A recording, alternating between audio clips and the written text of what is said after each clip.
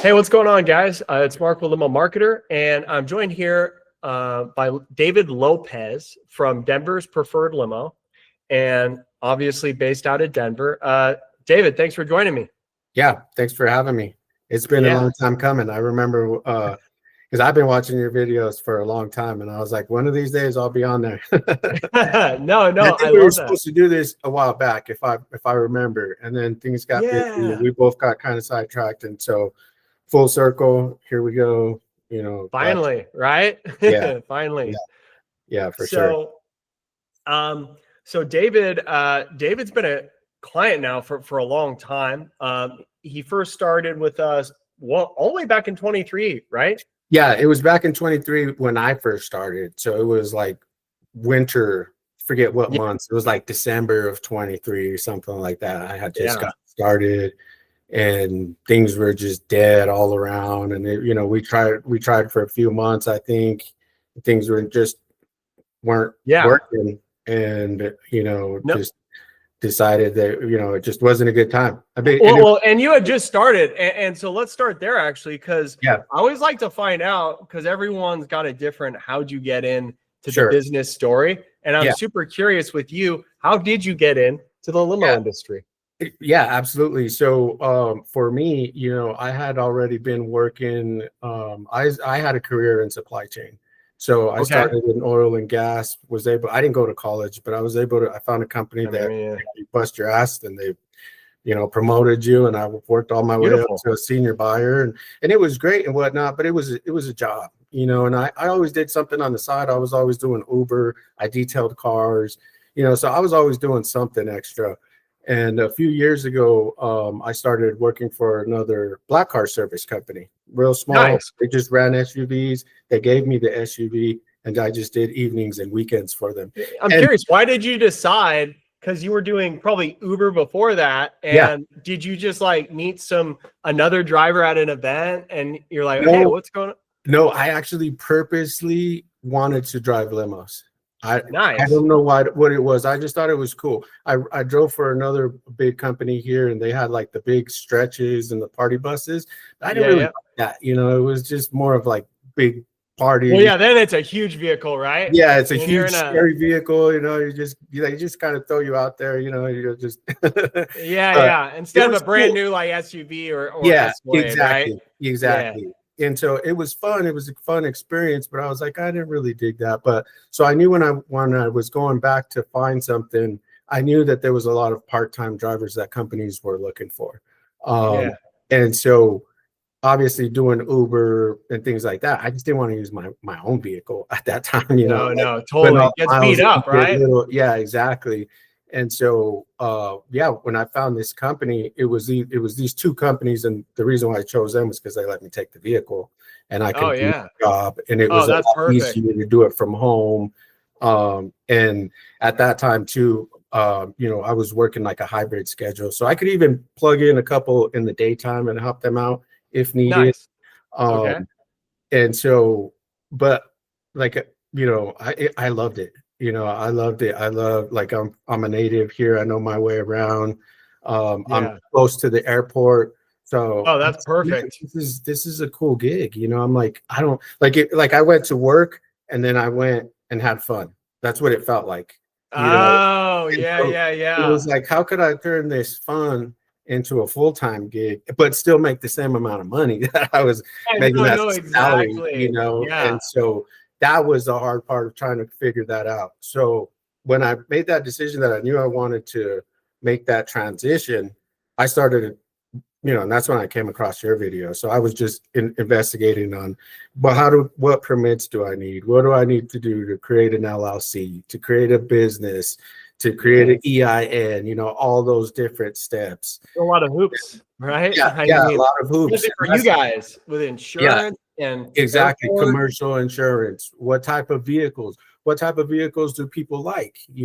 I started off with an Escalade, but I didn't need an Escalade. It was just that I got a good deal. That's super common, right? Yeah. When you don't like, what is the best first vehicle? And I'm curious, why do you say you didn't need an Escalade, like, in your opinion? Because there was a lot of trips that I did were either sedan or SUV, but not many were like needed the luxury SUV. Yeah. They weren't going to pay more for Yeah, luxury, essentially. Right. exactly. Now, don't get me wrong, having the Escalade was nice because there are some affiliates that have That's that, what it is, right? and they would call me, and so because I had it, I got those specific Yeah. calls. So And it what was you mean by that is these affiliates have, and sorry to interrupt, but these no, you're fine. affiliates have like a, your vehicle must be, what is it usually? Like, Yeah, is there so usually usually, 2 years or newer? Or well, usually just a luxury SUV, and that's an Escalade. Usually the okay. Oh, okay. So it's just luxury Escalade. SUV, Escalade. Yeah. Yeah, Or yeah. And I mean, yeah. rarely have I seen like a Navigator. It's always been Yeah. like Mostly Escalade, Escalade. needed Escalade. And And how honestly, new? the year didn't matter. I Oh, was surprised really? by that. Yeah, I was surprised at that because I had the old body. Interesting.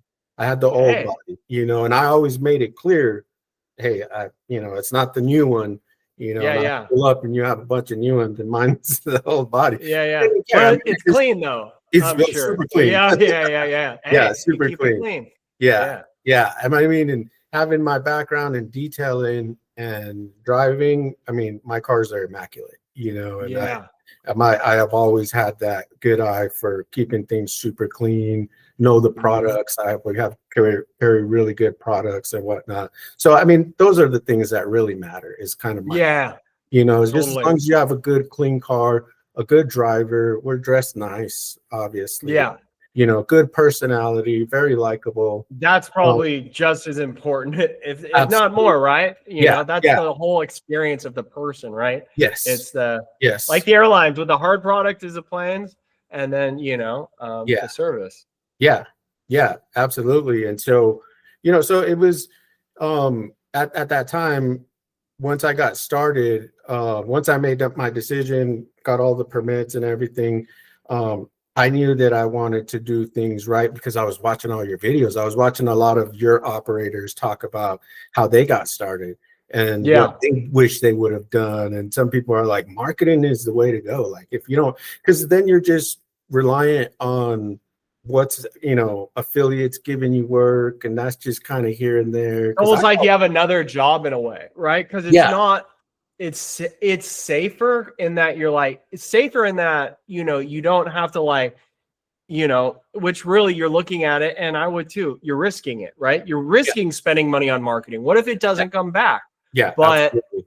the real risk is if you do that for 5-10 years, and Yeah, then you're still stuck on that hamster wheel, and you never build anything of yeah, value, right? yeah. Like you're No, building now. yeah, no, exactly. And I mean, I know operators that have been there 5, 10 years and develop and just do affiliate work, and they have that comfortness. And hey, that's another way to have gone. But I just know I wanted to hit the ground running.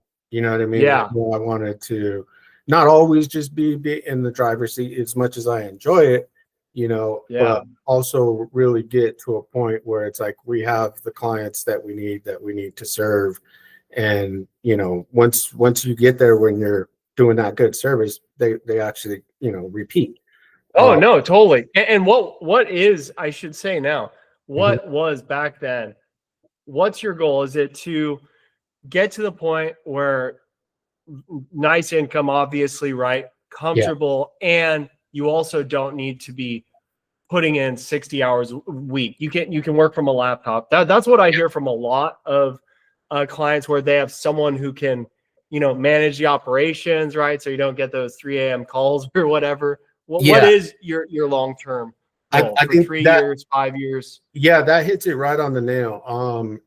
For me is like, I know how things are running. Just like you said, to be able to have that consistent revenue. I know about how many vehicles it would take to get to a certain mark, to where I can have a certain number of drivers, but also have somebody that could run it.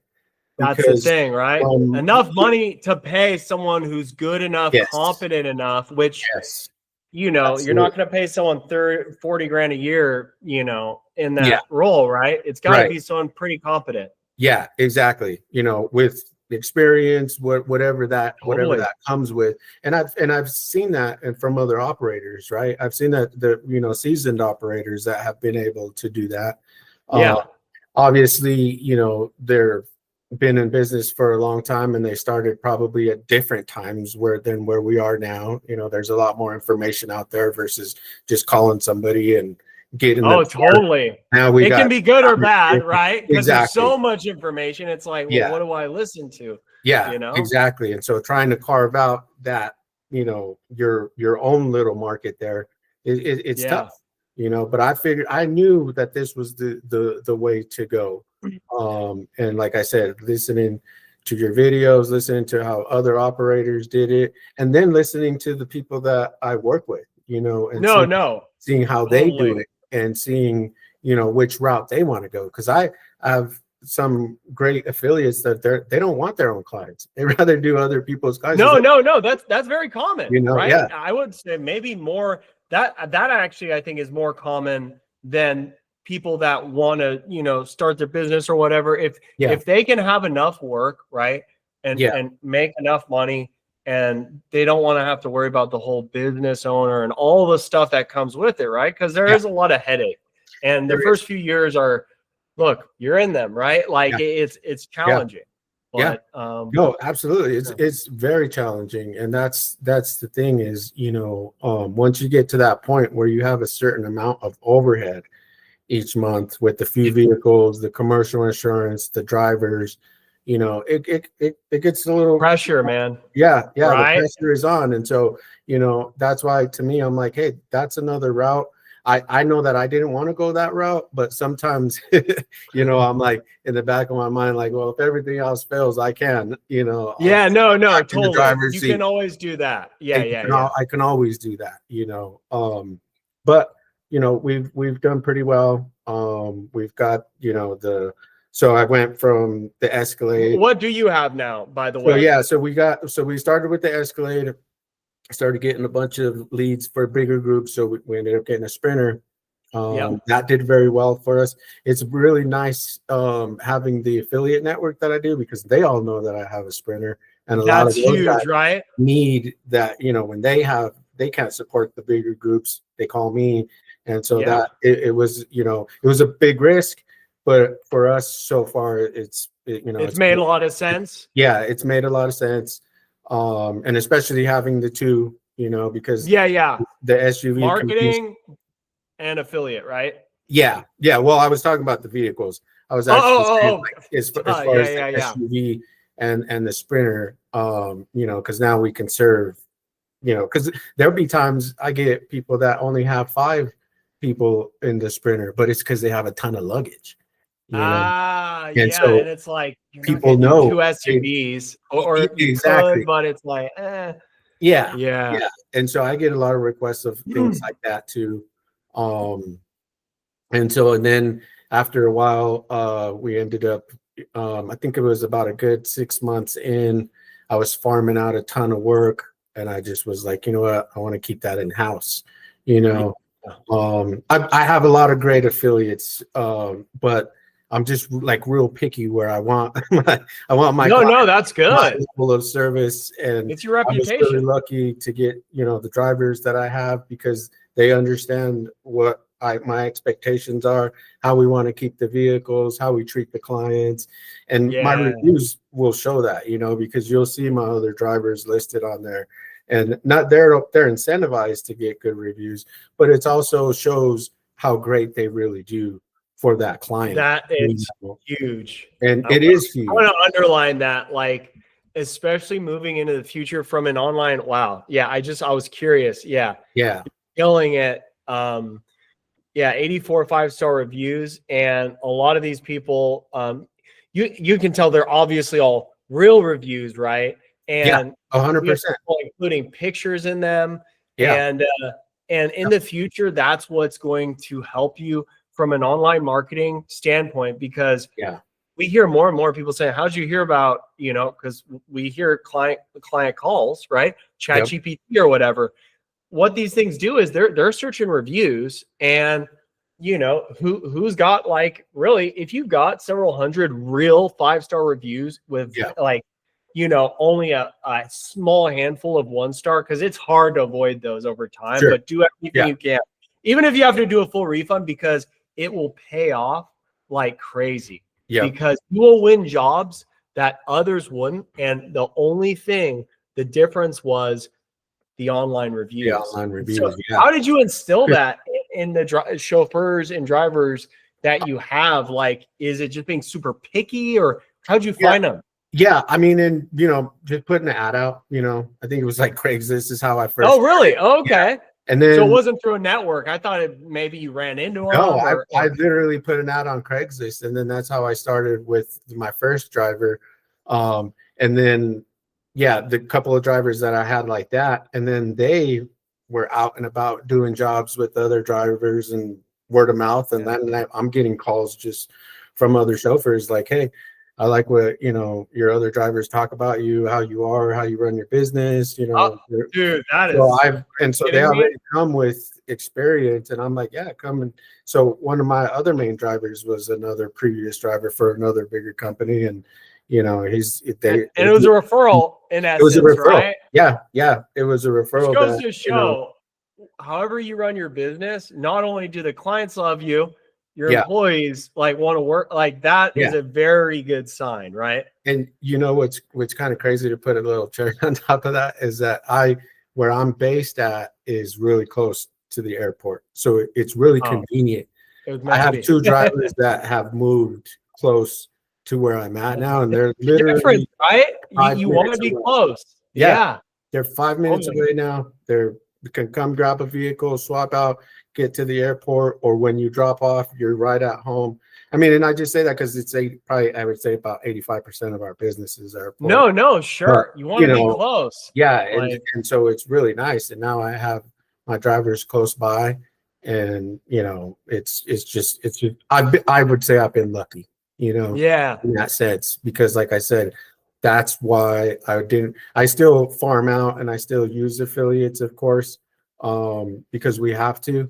But it's just so much more peace of mind when you have that top-notch driver, your top-notch vehicle, and that client's going to be taken care of. I don't have, there was, for the longest time, I'm always up 24/7 checking the trips. Where is this? That's how it goes, right? Yeah. Like probably even now, like one day, hopefully, there's going to be someone that can handle that load, or at least a good part of that load. But that's how it is in the beginning, right? It is. But even my point was to say, like, now I'm not as on it, like, just to make sure, because I know my drivers are going to take care of it. Oh, I see. You know what I mean? That's I'm not worried. Right? I'm not worried jumping up at 3 a.m. when I know we have a 3 a.m. Sometimes I still do. You trust these guys. I trust them, but it's just old habits. Sometimes it's just like you're still checking. No, I get it. Hey, curious. How did you? So you put it out on Craigslist, right? And how did you know? So how many responses did you get? How do you interview them? Like, I'm guessing so much of it is just how they present themselves, like, down to the little details, or their nails clipped. Like, can they converse? Right. Yeah. Sorry, I should answer it. But that's exactly what it is. And that initial phone call, you can tell. You can tell on the phone call, just like how you've talked with other operators about being presentable on the phone to clients, right? Oh, smiling, like selling yourself. Yeah. You can tell when someone's smiling. Yeah, you can tell their demeanor and whatnot. So they're off of a phone call, I could tell if I want to go to the next step and meet you in person, or from there, I'm like, okay, well, we've got other clients. Yeah, we'll get back to you. Yeah. Because I know how that goes. That's you're not going to say, sorry, you're not going to work out. Right? We'll get back to you. We got a lot of interviews. Yeah. And then, so the next step is that face interview. And it's like how you said, the first thing you see is how they carry themselves, how they're dressed. More times than not, they already show up in the attire that I tell them that I expect them to wear, black suit, black tie. Beautiful. Okay. Our chauffeur attire. And a lot of times when they show up like that, that shows me that I'm like, oh, okay. He knows what we're looking for. Okay. And just how they carry themselves and how they talk and how they can carry a conversation and, their demeanor, likable. Are they paying attention? Yeah. They probably think about something else. They probably think about dinner. Who knows? So yeah, there was just all those little things that I start thinking like, will a client like this person? Basically. No, totally. How You know, much is it? I mean, how much is it prior experience or like, because at the end of the day, like, don't get me wrong. I know chauffeurs, if you've been driving and you take your job seriously, yeah, there's a way to do lots of different things, right? So, but a lot of those things can be, if they don't know them yet, as long as you're starting with someone, who's yeah, got a good personality, who's, likable, and you can tell they care, yeah, right? yeah. Then how do you Well, look at that? Is it well, it's experience matter very much, or you're like, I can take someone as long as they've got the makings of a chauffeur with their it, presentation, personality. it's I both can train ways. those. Yeah, it's both ways because honestly, my two top drivers, one comes with experience from another Okay. company, and one was, I mean, obviously driving is got to be experience. You got to have driving experience. Well, yeah. That's Sure. like the basic, right? And then plus mountain experience. Not everybody likes driving in Oh, the mountains. that's a good point. I never Snow thought about time, that. winter time, we have that here. So Sure. those are requirements. Like, first off, are you okay with traffic, mountain driving, all this and that? Yeah. All of The the biggest above. vehicle we have is a Sprinter. So are you okay with, driving a Sprinter and things Yes. like that? But like I said, the two best drivers, one didn't have chauffeur experience, the other one did. But the other one was teachable. Yeah. Was able to teach him like how I did things. Like I said, even how I clean the vehicle, how we keep it nice and tidy after each drop off, Yeah. making sure there's chilled water, Oh yeah. all of that stuff, just making sure our amenities are there. And then the other chauffeur that comes with experience, he already knows all those things, but Yes. we kind of always take it to the next level of like, well, this is This is how I how like we to, do it. this is how Yeah. we do it. This is how Totally. we keep our Yeah. cars. We've got, I give them cards so that I'm like, you take it to whatever wash that you need to, if you need to, if it gets dirty, like, let's just Yeah. make sure it's always presentable. Totally. And so yeah, I mean, to me, I felt like I was given a chance. So that's why I'm always willing to give the right person a chance. No, totally. So Yeah. as long as, like I said, they have those basic requirements plus the personality that's going to Yeah. carry them to where people, because then I've had clients say, hey, can we get so and so again? I'm like, yeah, sure, if he's available, absolutely, and then they like that. Yeah. And then they have that rapport, Oh no, that's know each other, and that's everything. even, yeah, Right? and they're so comfortable, they already know where to go, where to meet them, and all that good stuff. No, So totally. Yeah, it's so funny because I was talking yesterday. We do group coaching calls every 2 weeks. I'm not sure if you ever join. Have you ever joined on one of those? If I not, you haven't. don't have to. I've been meaning to. Yeah. Yeah, yeah. So we were just talking about how it was an operator at AZ Luxury Coach. He owns buses, and Mhm. he started not too long ago, and he's crushing it, absolutely crushing it. He had Nice. only done affiliate before, but Yeah. here's why. He had probably like 8 years experience of first working for a company, then just doing affiliate for a long time, and he kind Yeah. of knew everyone. But and keep in mind, he's buses. We started a black car campaign for him as well, but he calls every single lead, and that actually sounds super like labor intensive, but he has landed some really big contracts from it. And because he'll get on the phone and he'll troubleshoot with someone or come up with creative solutions. And so I guess why I'm saying all this is that relationship between either you or the chauffeur, even, right? If they're requesting that same chauffeur again, dude, Yeah. and that happens multiple times, that's a guy you don't want to lose, right?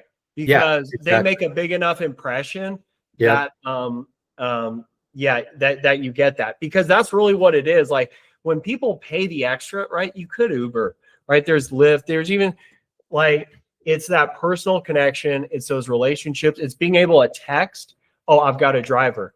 There's a certain level of like comfort, safety, and to be on a status many times. You know, I've interviewed other guys that they'll have like mini celebrities, sports people that they'll just text them, and they like it that they have a driver with a really nice vehicle that, you know, Friday night want to go out to like 2, 3 a.m. or whatever. I've got a guy, I trust him, you know, no matter what, you know, you're going to or doing, you know, and that's what people want. Right. And exactly. Especially the right clients. The ones that can tip, you know, a couple $100.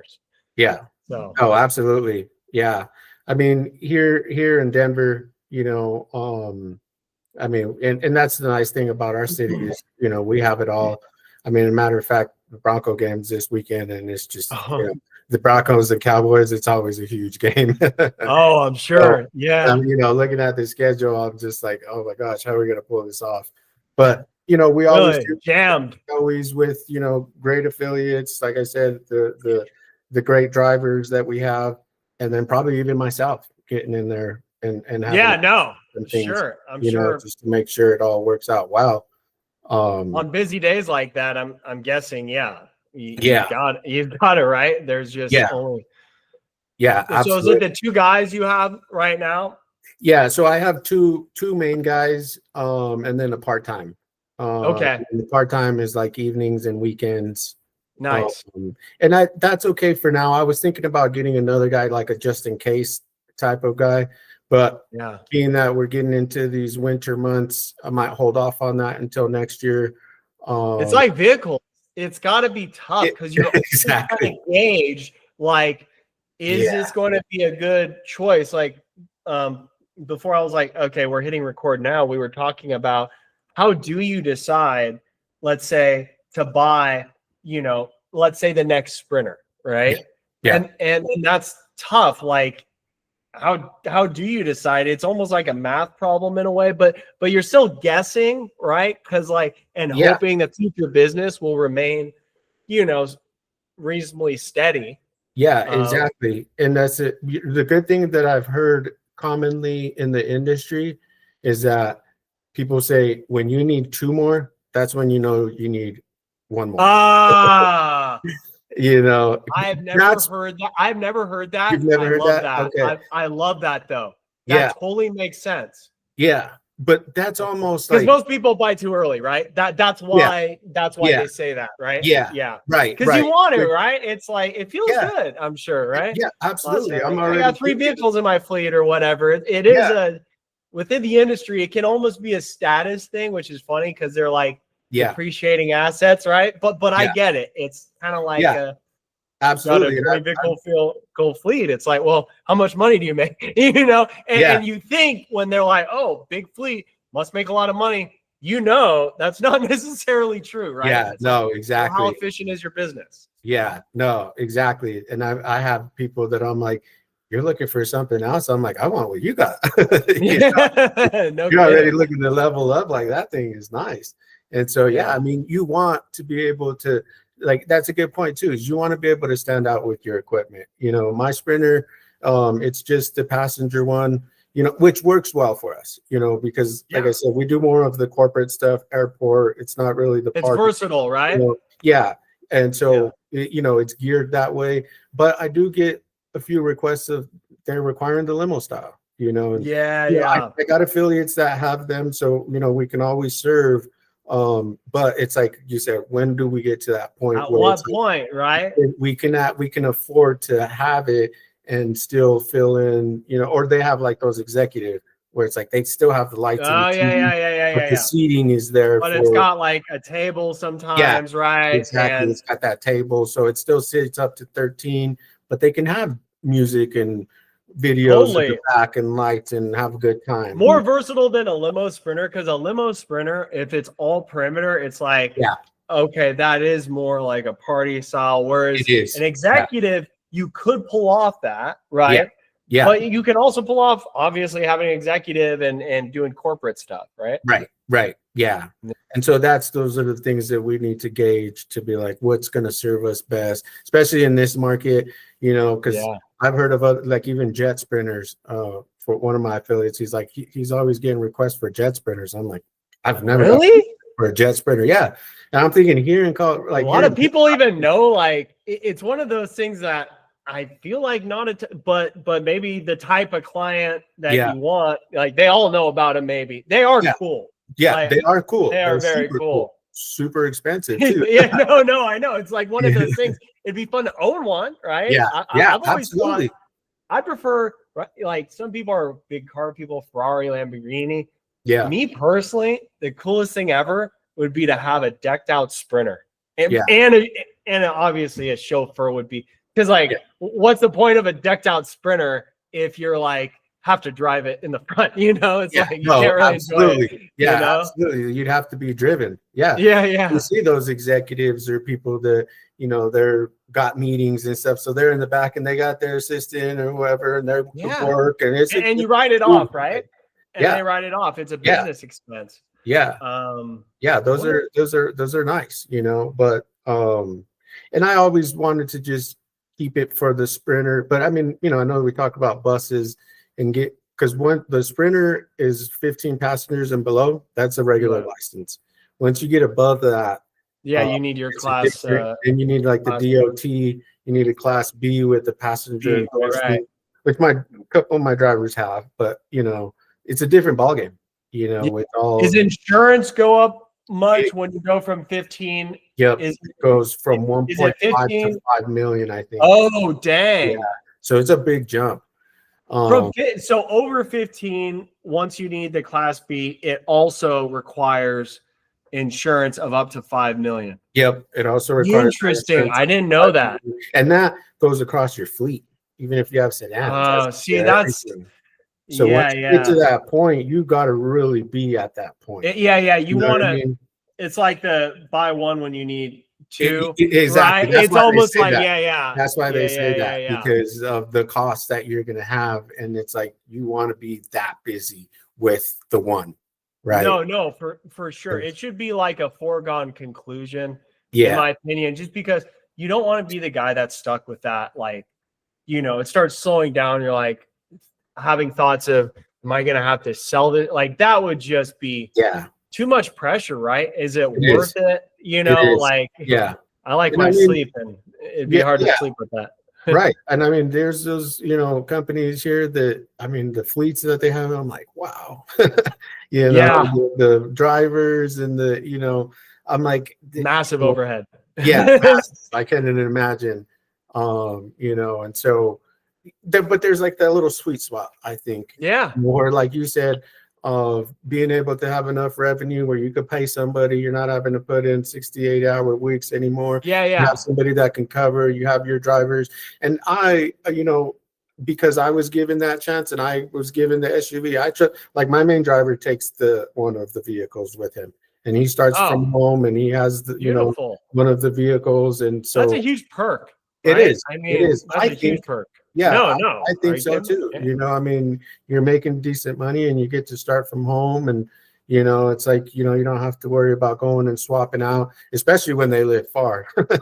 Totally. Denver traffic, trying to take it 45 minutes just to get here. I just didn't want them to get burnt out, for sure. Wanting to leave because they're just commuting all the time. Because we have our schedules are all over the place, So you got to be pretty flexible with that. And so it's nice to have those guys that, like I said, you got evenings and weekends guy. This guy's just whenever, he takes whatever. And guy's just kind of the backup, Where do you see like, it sounds like you're not trying to build like the largest, you're looking to get to a size to where you can do those things, not have to, be putting in those 60-hour weeks or whatever. Which direction, I guess it kind of dictates somewhat by, what comes in. I know marketing wise, we try to, it's tough because you can't just market a specific, you somewhat can, but you're always going to get requests for like, like even if we're just running black car type ads, you're still going to get bigger things come in every so often, right? What direction are you thinking of heading in as far as like vehicles is concerned? Do you think your next one would be maybe another Sprinter, or another SUV, or do you not see yourself doing that? For, like I said, I have some clients who own one SUV, but they have lots of very trusted drivers, and I'm sure they sleep better they sleep better at night because they trust these guys, but they also don't have that massive overhead, right? But they also work a lot. See, I no. have a guy that that's true. Works a lot. And I mean, he's been in the industry a long time. He's my go-to, but again, he's always busy. You know, that's how I know he's busy, because every time I ask him if he could help, he's got something already. And so, you know, and so for me, definitely don't want to be that guy. If I have to, I will. I can, right? But I think we all can. But you know, for me, I would want to get another couple of Sprinters and an SUV, but to the point where we know that they're going to be, you know, each one is like utilized where it makes complete sense to own it and not farm it out. Exactly. So err on the side of caution with that. If you're watching this, err on the side of caution. 100%. You don't want that headache. I've talked to clients, actually past interviews I've done with people that they started off like this, and it was like a whirlwind, and they overbought, and then a lot of pressure, and it slowed down a little bit, and they're calling like, hey, what's going on? Like, can we get more? I'm like, you know, man. And I just knew he had overbought, you know, he was under the gun. And so, and it's tough because, you know, when you're busy and you have all of that work, and you know, and you at that moment, you know, you want to just I get it. I get it. Yeah. And so, but then again, it's like, oh, you got to really be strategic about it, you know. And so, even in my shoes, like you know, we have the Sprinter and the two SUVs, and that right now can keep us pretty consistent and pretty busy. And so we're looking to hit that next level. So my focus now is trying to get more of the corporate stuff. You know, we're doing good. We're doing good with the campaign. We're doing good, you know, with people flying in and out, going to games, what have you, concerts and whatnot. But we really, and I've got a few good corporate accounts that are pretty consistent with like their C-suite that we take care of. But having multiple of those, I think, is another game changer. Where if we do have something like that, then you can really look back and say, okay, now can we really go and get that next vehicle? Because you have that business, you know, and that not just one-off, all one-off stuff, right? And there's no predictability. That's why a lot of guys, and it's very common in the bus industry, is like contract work, right? Because then you're like, oh, okay, I can go buy this bus because, you know, I've got a contract. And so there's definitely things we can do to increase the likelihood of that. And so we'll need to do that. And after this call, I'd love to, after this thing, I'd love to talk to you more about that. But absolutely. We've got our little plans just to, you know, hit places up. And I went and got some little brochures printed out, and, you know, just kind of to do our, get out there and just door knock, you know? No, it's not all online. Like, that's one thing that, you know, don't get me wrong. Online is insanely important, but don't discount that right there. Like the door knock thing, right? Meaning just offline marketing, making your presence known, you know, relationship building, right? Exactly. Go bring some donuts to the front lady and see who their transportation person is. Here's our brochure. Here's my card. Totally. Backup, whatever that is, you know. And if nothing else, like a lot of times those people, they know other people in similar positions at other businesses. And if you do something for someone, like, and it could be something small, like just bringing like some donuts in or whatever it might be, like this guy used to have on would bring in like sticky notepads and like muffins and whatever it is. If you make a good impression, you're gonna eventually meet someone who, if it's not them, they will introduce you to someone that could, you know, completely change your business, right? Because it doesn't take many like good corporate accounts to, make a decent living, Yeah. and Yeah. I've heard people call it this, they say it's like it's a whale.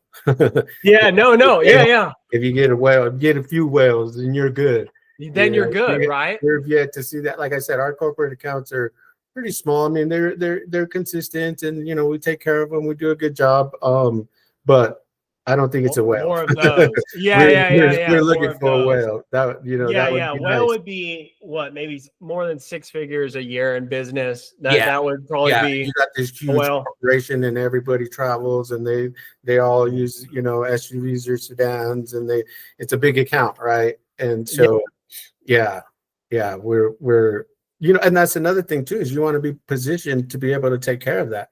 You don't want to totally overextend yourself either, and then next thing you know, because then you're relying so much on farming stuff out, and you just never know. So got to make sure you get those right clients at the right time, which doesn't always work out. It's a timing thing, luck too. Well, luck is a good part. Honestly, it's a lot for the big whale type guys, because that's what everyone wants, and it's never on. So when our clients get them leads, that it's never like our business is looking for someone to handle transportation for all our executives, right? It's never something like that, because anyone with a government or big business that that has those sort of contracts, lots of people know about them. Everyone's bidding on them. Yeah. The way to get things like the whale type clients, they always come through an initial maybe it's an airport transfer. And this is one reason that sometimes even small, like owner operators that are driving, can land whales. I have a client in Tampa who he's got the craziest story ever. One day I'll have him on again to tell it, but that's essentially what happened. Is he drove for this guy who's a contractor, worked with the state or whatever. One thing leads to another, and massive contract. But it started off as an airport transfer, and if you're not the one driving them, at least and I'm sure you do this, you're on the lookout for email addresses, right? If this is at I don't know, palantir.com or something, right? I know they're out of Colorado or whatever. Okay, maybe that's someone, maybe I should drive that one, or whatever. And absolutely. Because it's always meeting someone, and it might not even be that person, but if you make a good impression, maybe they refer you to someone, that can completely change your life. And that's how you get those. And it is a bit of luck, like you said. Yeah, it is timing, all that stuff. So, I know we're still kind of new, because we're in our, just our second year. That's wild, man. You've grown pretty quickly. And like I said, it's the timing. I know, like when we first tried it, it didn't work, and then we got it, and then it just took off. And we've had our ebbs and flows. It's not an easy market either. Like Denver, it's a lot more seasonal. So it is. It's not like Miami or LA. No, not at all. Beautiful all the time, and so it kind of gets slow. But we do have a good market here. I think overall, that airport, it's growing every year. It's such a huge airport. I mean, it's actually the third busiest in the country. Oh, last time I was there, they were completely redoing a ton of stuff. Yeah, and they're always doing construction. That's always like, once they finish, they're the big airports are probably always like that. There's always something going on, right? But, for sure. Yeah, but it's a decent market, Speaking of the guy that I connected with, that I drove for, really small family business, but they drove the Coors family. We have no Coors. way. And so that's how he got started. He started driving Mr. Coors, and from there, that was his wheel that he just. Oh, are you kidding? Connections and and it was just, I was like, dang, talk about the luck on that, So and they have their little niche. I would think too, for the people that are wanting to get started, and think it's too late. It's funny because you see a lot of people coming out there and they're like, hey, I got a Suburban, I'm on this market, what can I do? And people are like, oh, just quit, give it up, and I'm like, you're still in it, Yeah, you're still doing it. I'm like, so I think, as long as you come in with a good attitude, good work ethic, you can carve out your piece. There's enough for everybody. Now, of course, you have a ton of competition with all your independent operators, but they come and go. There's a lot that come and go, and you got to do what you got to do to stay around, and just believe in it. No. And it'll work. Totally. As long as you got the right market too. Gonna do something in like. Yeah, totally. If you're doing black car, you don't want to be in too small of a city, but it's funny. It's funny you say that. So, I get asked that a lot, and we don't work these days. We don't work with it, as many like brand new operators really, as much. But a question I used to get a lot was, oh, what do you think of this market? What do you think of this market? Here's the thing. There are some markets that actually have good, like really good years. After COVID, or I shouldn't say after, kind of during 2022, 2023, Nashville, Austin, Phoenix, Miami, a lot of the Texas market, like pretty much any place that was open, boom. And Nashville was one of those that just blew up, where that was probably from an online marketing perspective, they thought I was like doing magic. And I'm like trying to be honest with them, just because I know when things are really good, you don't want to take the credit, because it can when they go back, to normal, then you also take the credit for that. So, and I've learned that the hard way. And so I'm like, honestly, it's just the market's really good right now. And so that's awesome.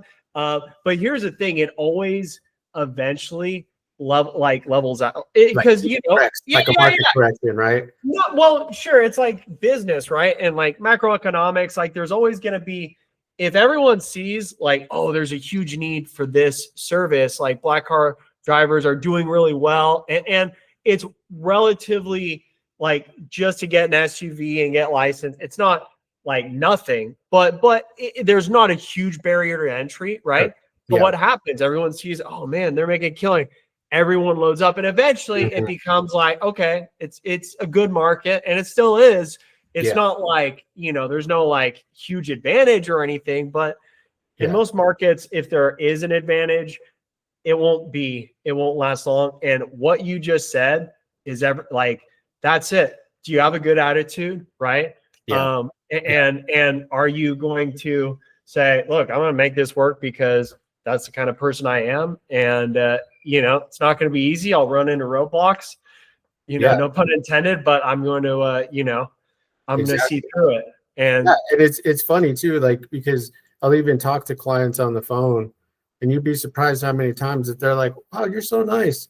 You were a little more, but I feel comfortable with you.